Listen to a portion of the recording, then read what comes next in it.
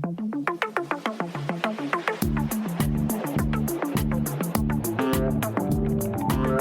what you've been waiting for.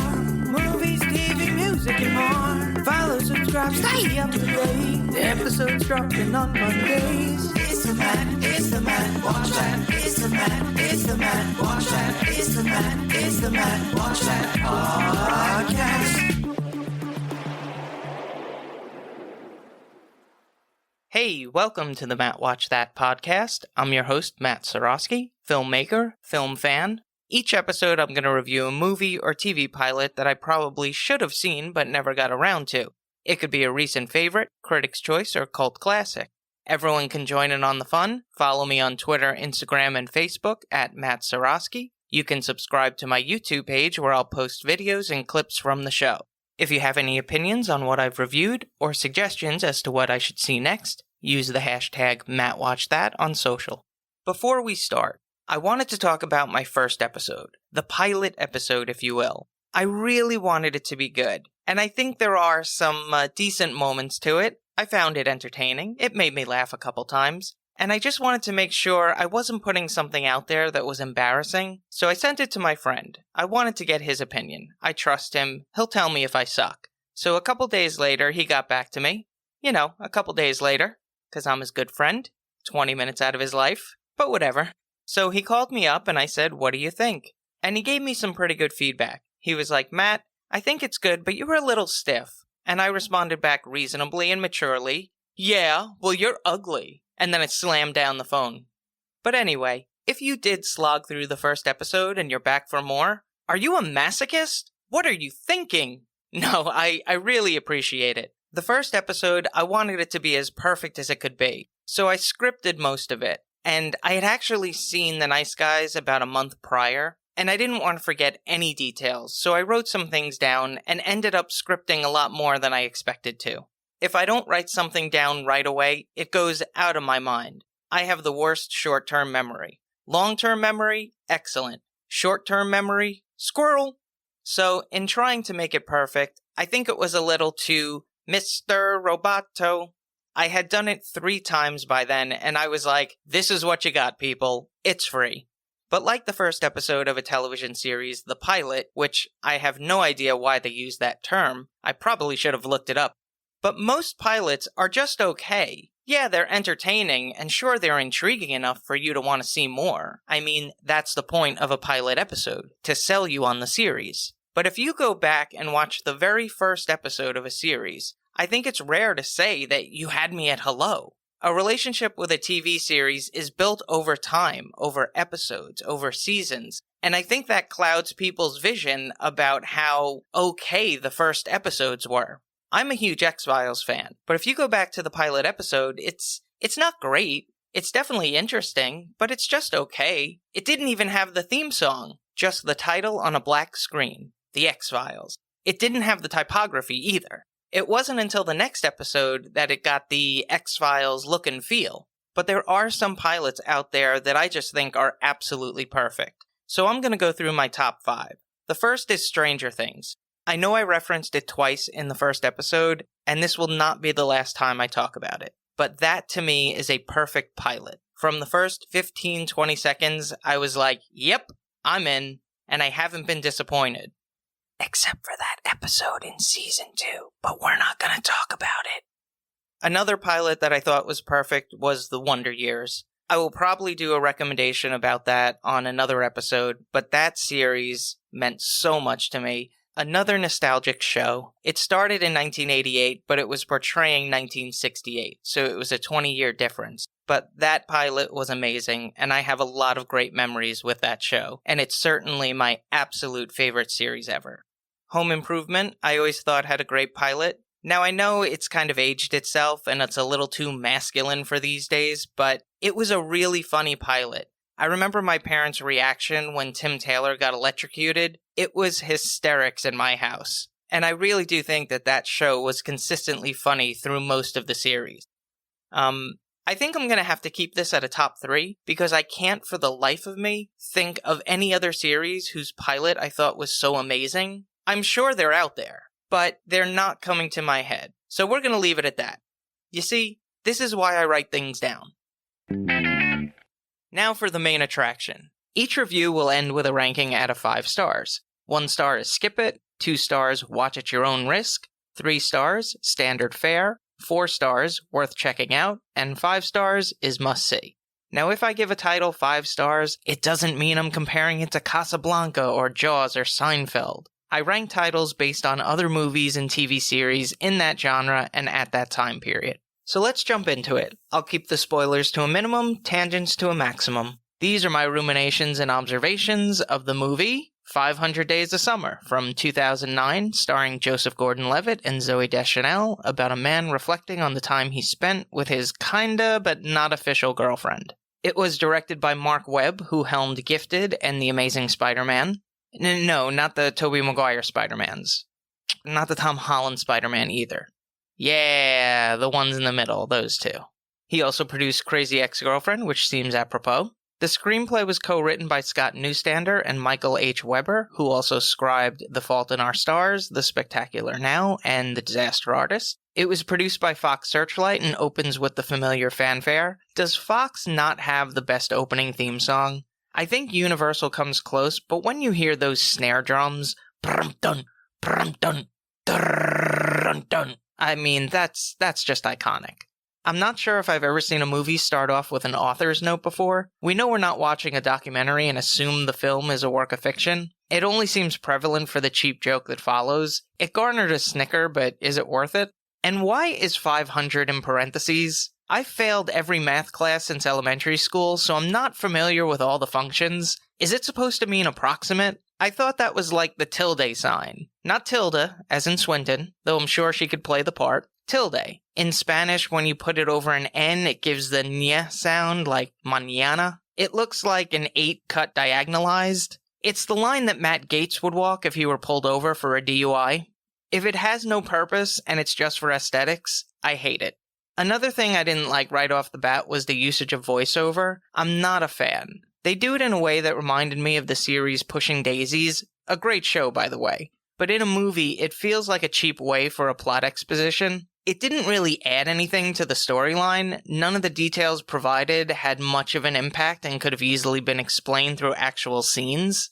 Maybe it was done because it is an offbeat movie and gives it a once-upon-a-time type feel. But there was a whole chunk of the movie where there wasn't any voiceover, and suddenly it came back, and I'm like, who the hell is talking right now? But anyway, we meet Tom, portrayed by Joseph Gordon-Levitt. He studied to be an architect, but finds himself working at a greeting card company, outputting the good old standards, though he does have a knack for it. Summer, played by Zooey Deschanel, has just moved from Michigan and starts working at the same office, and Tom has an immediate infatuation.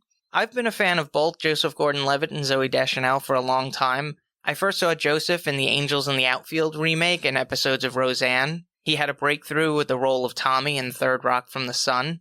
Always loved his hair. I wanted that hair. But I was never able to get through those awkward stages of your hair when it grows out. It only took until now when I have hair just about as long as he had at 14. So I've reached my midlife crisis. I first saw Zooey Deschanel in a few episodes of Weeds. I think it was in Season 2 and one episode of Season 3. She played Uncle Andy's girlfriend from Alaska. It was a similar free spirit type of role, but she was very memorable in it. Very pretty eyes. She knows how to play them up. Point is, I'm a fan of both, and I have no idea why I never saw this movie previously.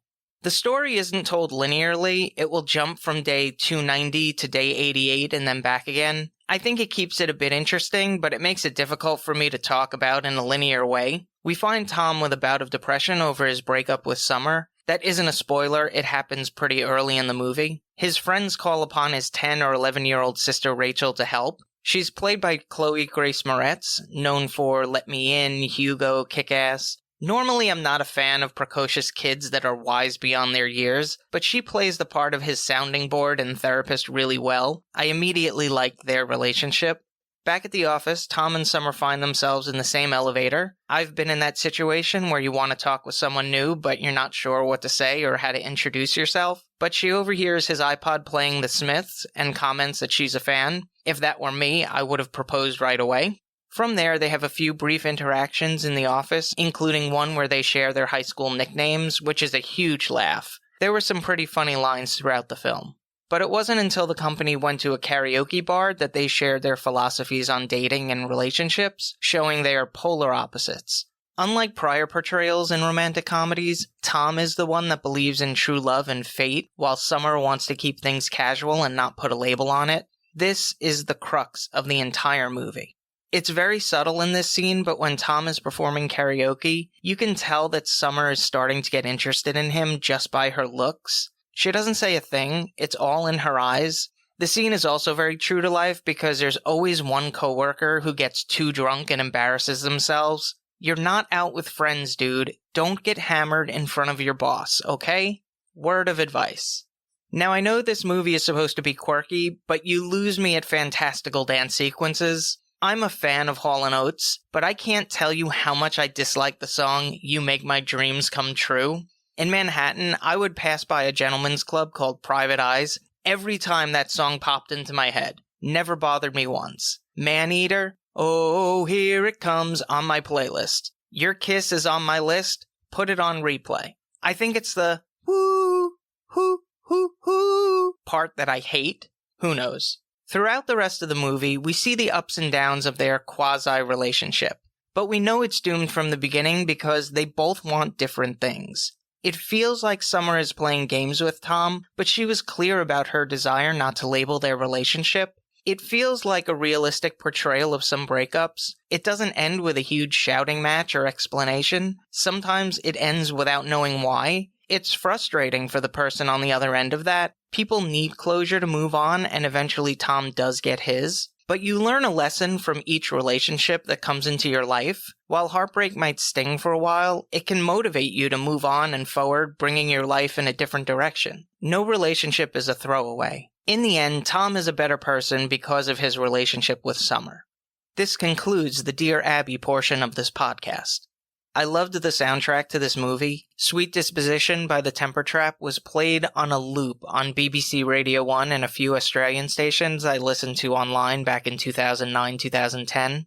Bookends by Simon & Garfunkel is a beautifully simple song. It was featured in the Bar Mitzvah episode of The Wonder Years, and this was quite effective as well. The score by Michael Dana and Rob Simonson was subtle and ambient in nature. It sounded like they used a quartet rather than a full orchestra in some pieces, which was the right choice. I Love Us is probably my favorite track. If you've ever been head over heels in love with someone who you know is going to break your heart, this is the movie for you. I think it couldn't decide if it wanted to be a quirky independent film or a modern mainstream romance movie. It accurately portrays relationships these days, but it's a little too offbeat for my tastes. I can see why it's gotten so many positive reviews, and in general, I did like it, but not love it. Kinda like how Summer felt about Tom. Ultimately, the movie comes down to breaking plates, The Smiths, karaoke, jobs, playing house in IKEA, Ringo Starr, Lars from Norway, expectation versus reality, and penis. I give it 3.5 out of 5 stars. Add a half a star if you're a hopeless romantic, and another if you enjoy quirky films. If you've seen 500 Days of Summer and have opinions on the movie, let me know what you think using the hashtag MattWatchThat on social. Moving right along. Each episode I'm going to post clips that I think people should watch. It could be movie trailers, music videos, interviews, or something completely random. Search for my YouTube page and there will be a playlist called Matt Watch That Playback. I find animals fascinating. I'm not big on documentaries, but I'll watch hours of Planet Earth, Frozen Planet, Night on Earth, Oceans. Nature in its purest form is something to behold. There's no reasoning or logic, just instinct. Have you seen footage of a tiger attacking a herd of elephants? They run like hell. Well, I mean, as much as an elephant can run. I guess it's more plotting. But I've seen mothers abandon their calf like, it's survival of the fittest, son. That's today's life lesson. And as the baby elephant goes down, she thinks, I guess I'll have to make another one. But I've been watching a few zoo series on TV. There's The Zoo on Animal Planet about the caretakers at the Bronx Zoo in New York, and a spin-off, The Zoo San Diego. Not to be confused with Secrets of the Zoo on Nat Geo about the Columbus Zoo in Ohio, which also has spin-offs Secrets of the Zoo Down Under and Secrets of the Zoo North Carolina. There are going to be more zoo franchises than there are in The Real Housewives. At least it's more interesting with less Botox. Though the rhino skin has gotten a lot smoother. I went to a zoo when I visited South Carolina and had a great time, but it could not have been up to code. We were able to get way too close to the animals, and they were using like soccer goal netting as separators. I would not be surprised to read of a mauling.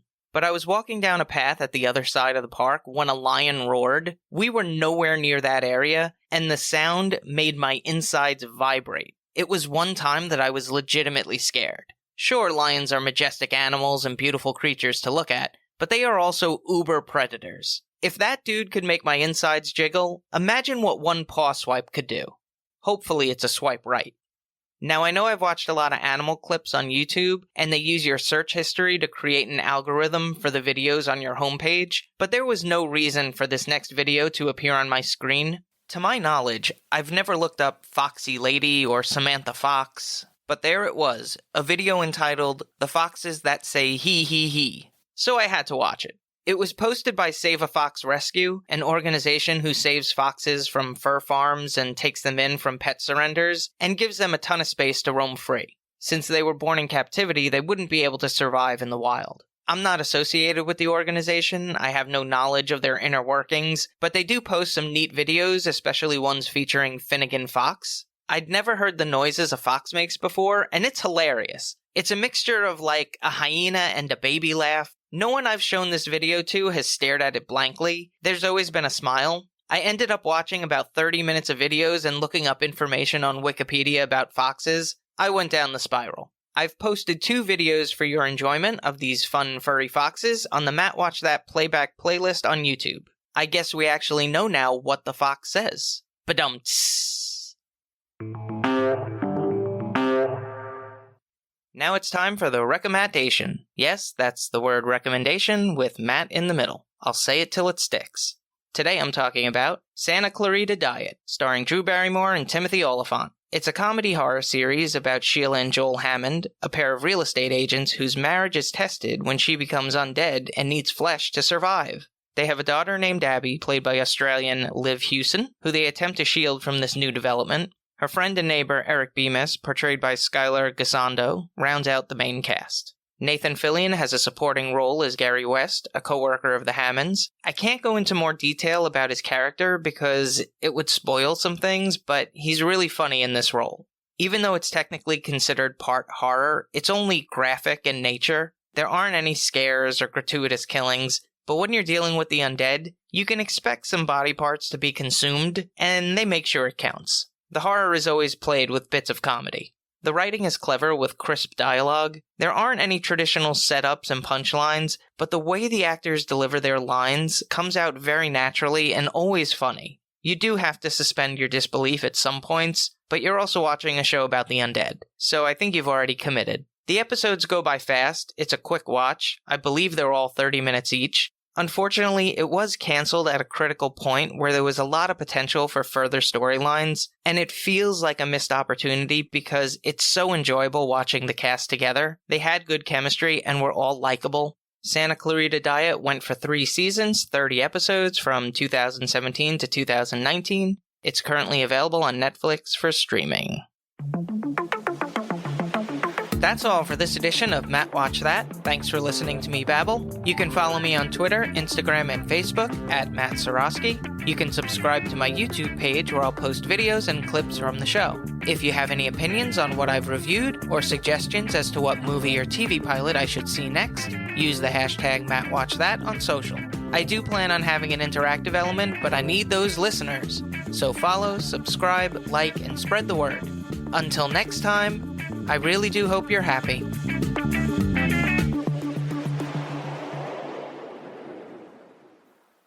The screenplay was written by Scott News. Oh boy. Santa Clarita Diet went for 3 seasons, 30 episodes from 2017 to 2018. That math doesn't work. Summer, played by Doja. I've posted 2 for your enjoyment of these furry foxy friends. That's not what I meant to say.